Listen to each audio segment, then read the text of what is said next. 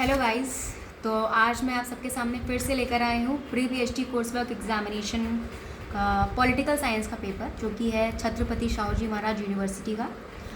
तो इसमें जो मैक्सिमम मार्क्स जो है वो है 70, और इसमें सेक्शन ए है, देन सेक्शन बी है एंड देन सेक्शन सी है। तो सेक्शन ए में सारे क्वेश्चंस कंपलसरी हैं और जो कि 2 मार्क्स के हैं। तो चलिए स्टार्ट करते हैं। पहला क्वेश्चन है, what are traditional approaches in political science, and then second one is differentiate between modernist and post modernist approach. Third one is explain 2 negative impacts of liberalization of Indian economy. Fourth one is what is hierarchy as an organizational principle, and fifth one is what do you understand by gender mainstreaming, give examples. And sixth one is what are the major consequences of environmental pollution. Seventh one is describe the main components of the farms bill. And eighth one is explain the causes of the failure of the first war of Indian independence 1857 uprising. And this is the last, describe 2 theoretical perspectives on global terrorism. So this is done for the section A. Let's come to section B. इसमें आपको कोई भी 2 questions attempt करने हैं, और इन questions में different parts दिए गए हैं। जैसे जैसे इसमें 3 क्वेश्चंस दिए गए हैं, जिसके आपको 2 क्वेश्चंस अटैम्प्ट करने हैं और उसके सारे पार्ट्स आपको अटैम्प्ट करने पड़ेंगे।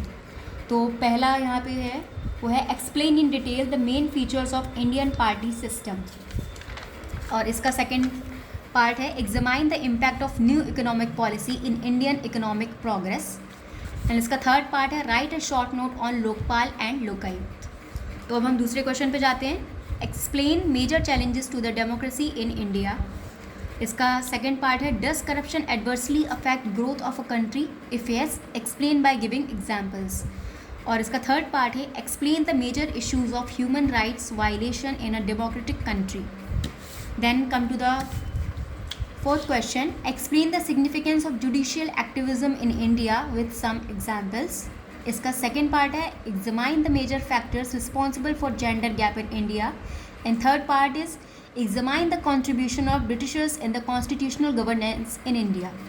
तो अभी इसमें आपको कोई भी क्वेश्चन अटैम्प्ट करना है, जैसे 2, 3 and 4 ये 3 क्वेश्चन दिए गए हैं, और इसमें आपको सिर्फ 2 क्वेश्चन अटैम्प्ट करने हैं। या तो आप 3, 4 कर लो, या तो आप 2, 3 अटैम्प्ट कर लो, और उसके अंदर जो भी पार्ट्स दिए गए हैं A, B and C, you have to attempt all these questions.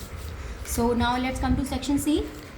Section C, इसमें भी वही है, इसमें आपको 2 क्वेश्चंस अटैम्प्ट करने हैं, लेकिन इसमें आपके पास चॉइस ज़्यादा है, क्योंकि इसमें आपको 4 क्वेश्चंस दिए गए हैं, जिसमें आपको सिर्फ 2 क्वेश्चंस अटैम्प्ट करने हैं, जिसके अंदर भी सारे पार्ट्स हैं। You will have to attempt all these parts. तो let's start.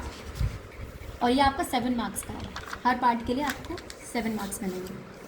So let's start. The impact of globalization has not been uniform, explain this statement. और इसका सेकेंड पार्ट है discuss the government legislation for women empowerment in India.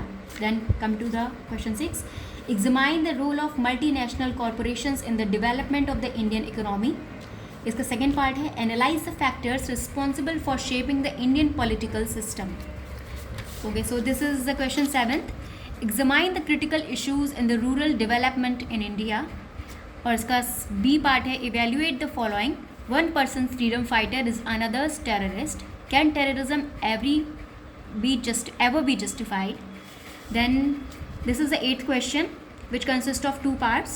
Throw light on the concept of rule of law and its development in India. And the second question is evaluate the role of caste in Indian electoral politics, and this is done. तो होता क्या है ना, बच्चों को बहुत ज़्यादा इसमें कन्फ्यूजन हो जाता है, क्योंकि इसका जो पैटर्न अब की बार चेंज हो गया है। तो अब की बार आपको ये होता है कि जैसे क्वेश्चंस दिए गए हैं, so you have to attempt all these parts. बहुत सारे बच्चे कन्फ्यूज हो जाते हैं, so don't forget to look at this first page, क्योंकि मैंने दिया था तो मैं भी बहुत ज़्यादा कन्फ्यूज़ हो गई थी इसमें। सो पैनिक करने की ज़रूरत नहीं है। If you don't understand then आप पूछ सकते हो, आपके जो भी वहाँ पर जो भी टीचर्स वगैरह होते हैं आप उनसे एडवाइस ले सकते हो, लेकिन खुद से करने की ज़रूरत नहीं है। अगर समझ में नहीं आ रहा है तो आप पूछ सकते हो। Okay, so thank you. अगर आपको वीडियो पसंद आई है तो प्लीज़ लाइक करिए, सब्सक्राइब करिए and you can also comment. Thank you so much.